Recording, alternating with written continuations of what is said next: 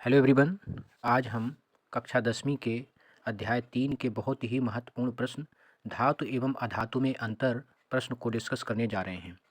जैसा कि हम सभी जानते हैं कि धातुएं धनावेशित होती हैं, अधातुएं ऋणावेशित होती हैं।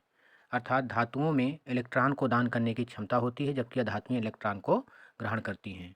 तो इसी पर आधारित एक बहुत ही महत्वपूर्ण प्रश्न जो कि बोर्ड परीक्षा में की दृष्टि से बहुत ही महत्वपूर्ण है।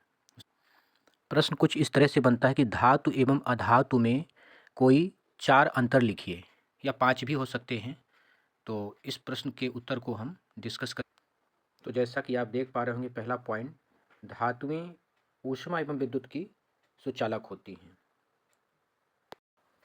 दूसरा पॉइंट है, धातुएं आघातवर्धनीयता का गुण प्रदर्शित करती हैं, अर्थात उन्हें पीट कर उनके पतले चादर बनाए जा सकते हैं। तीसरा महत्वपूर्ण बिंदु है, धातुएं तन्य होती हैं, अर्थात उन्हें खींचकर उनके पतले तार बनाए जा सकते हैं। चौथा बिंदु है, धातुएं ध्वनिक होती हैं, उनको पीटने पर पटकने पर उनमें से ध्वनि उत्पन्न होती है। अगला बिंदु जो और महत्वपूर्ण है, धात्विक पदार्थों के अणुओं के बीच में उच्च आकर्षण के कारण धातुओं में उच्च तन्यता की ताकत होती है। इसके बाद अगला बिंदु है, धातुओं का घनत्व अधिक होता है। फिर अगला बिंदु है, धातुओं में उच्च गलनांक एवं क्वथनांक होता है। और आखिरी महत्वपूर्ण बिंदु है, धातुएं ऑक्सीजन के साथ मिलकर विभिन्न प्रकार के ऑक्साइड बनाती हैं। और धात्विक ऑक्साइडों की जो प्रकृति होती है स्टूडेंट्स, कैसी होती है? क्षारकीय प्रकृति होती है। और अगर उदाहरण की बात करें धातुओं में, तो लोहा, तांबा, पीतल आदि ये सभी धातुएं होती हैं। इसी के विपरीत अगर हम अधातुओं के गुणों की बात करें, तो पहला बिंदु है, धातुएं ऊष्मा एवं विद्युत की कुचालक होती हैं। दूसरा बिंदु है, अधातुएं आघातवर्धनीयता का गुण प्रदर्शित नहीं करती, अर्थात यह आघातवर्धनीय नहीं होती हैं।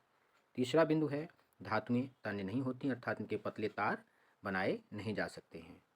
चौथा बिंदु है, अधातुएं ध्वनिक नहीं होती, अर्थात इनमें से ध्वनि उत्पन्न नहीं होती है। पांचवा बिंदु है, अणुओं के बीच कम आकर्षण के कारण अधातुओं में तन्यता का गुण बहुत ही कम या ना के बराबर होता है, अर्थात ये भंगुर प्रकृति की होती है। अगला बिंदु है, अधातुओं का घनत्व धातुओं की तुलना में कम होता है। नेक्स्ट पॉइंट है स्टूडेंट्स, धातुओं के गलनांक और क्वथनांक धातुओं की तुलना में अधातुओं के गलनांक क्वथनांक कम होते हैं। और आखिरी महत्वपूर्ण बिंदु है, अधातुएं ऑक्सीजन के साथ मिलकर अम्लीय ऑक्साइड बनाती हैं। अगर हम अधातुओं की बात करें तो इसमें डायमंड यानी कि हीरा, कार्बन और सभी गैसें, ये सभी अधातु तत्वों की श्रेणी में आते हैं। Thank you.